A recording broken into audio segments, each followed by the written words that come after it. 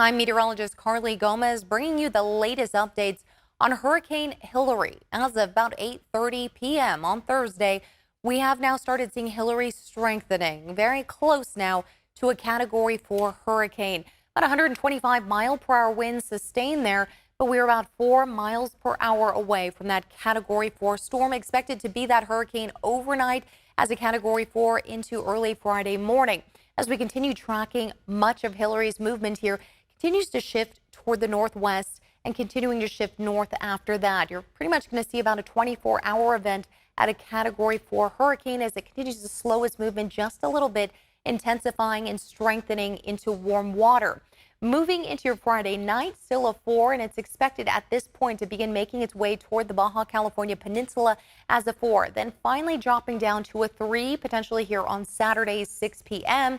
as winds begin to slow, making its way just slightly over that small little peninsula there off of Baja California. And then right as of now, keeps going back and forth on whether or not we're going to see Hilary as a Category 1 making landfall over into California, or whether or not we're going to continue to see it as a tropical storm.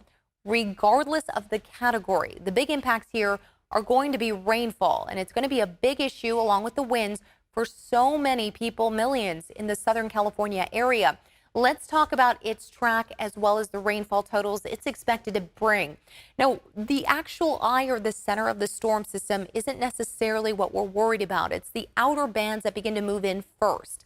And what we see with this is first about a 1 to 2 inches of rain moving into Sunday morning. If it's still going to be just a little south of California and San Diego there, making its way just into the center here of the state in Southern California. These are just the outer bands of the system. Finally, we expect to start seeing more of that rain becoming heavy by the evening and overnight hours. So far, the current projection for it making landfall and moving into Southern California is right about here, and that's where we expect it closer to about 6 p.m. or so. Now, this is just preliminary estimates as we are still at Thursday. This is expected to arrive Sunday evening. So we're still tracking improvements for this track to continue, as well as the potential for computer models to change. Looking at a lot of this rain here, anywhere from 3 to 5 inches potentially expected before the system is set to veer toward the northeast, toward areas of southern Arizona into much of Nevada, expecting to see the influence there of all that rain, about 2 inches or so.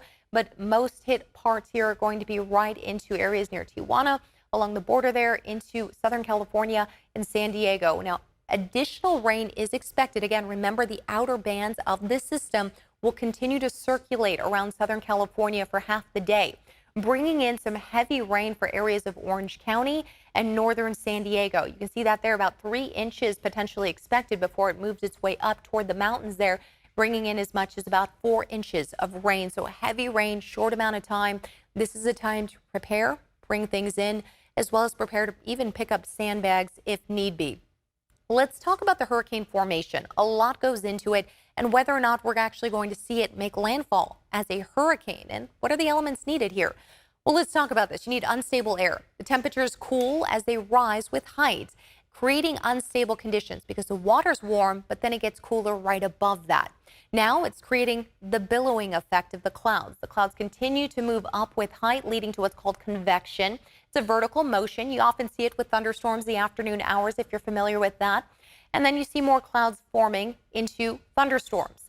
Now, most layers at about 15,000 feet are necessary for continued thunderstorm activity within the potential to move into a tropical depression and storm system. Now, the velocity of the winds must not change significantly with the height. What we're looking at here is the rotation, where you start to see the low pressure moving and strengthening and creating what's called that eye of the hurricane you hear about. But what we mostly need here to continue generating this system is 80-degree temperature and higher. This is why we call them tropical warm water out there. And what we're continuing to see right now is it's moving and hugging along the coastline of Mexico, because that's where all the warm water is currently sitting. The ocean temperatures have to remain above 80 to supply enough energy to sustain that storm system.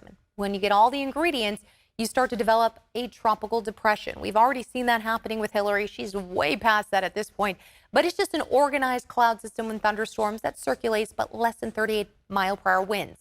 Then we move to the next step, the tropical storm. We saw that just about a day ago or so.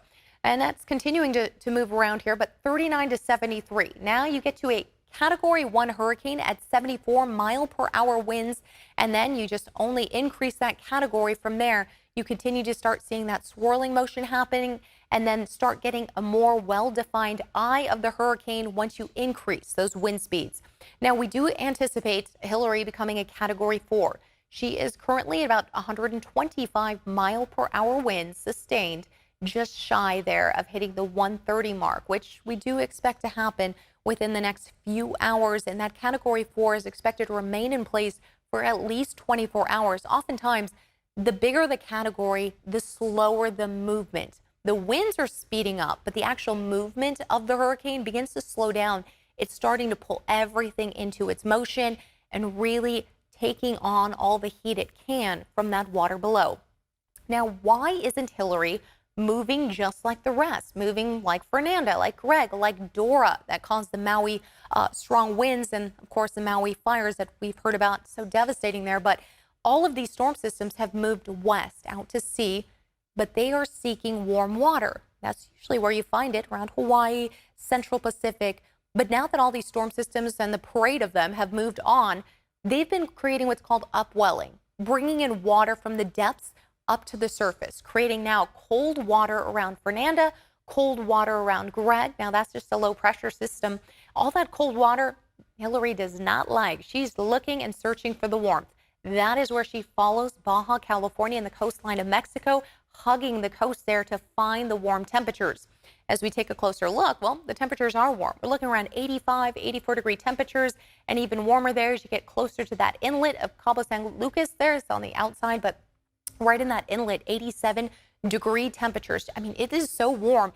When you go out a little bit further, notice it gets a little lighter, 80 degrees there. It doesn't want to see any more 80s. It wants a little warmer. So it's staking right close to Mexico and going to continue its movement up north as it makes its way toward the U.S. and Southern California. Now, as we currently take a look at the storm system, that eye continues to become more well-defined, and we do anticipate that Category 4 hurricane to start making its way closer to Southern California in the next 48 to 72 hours.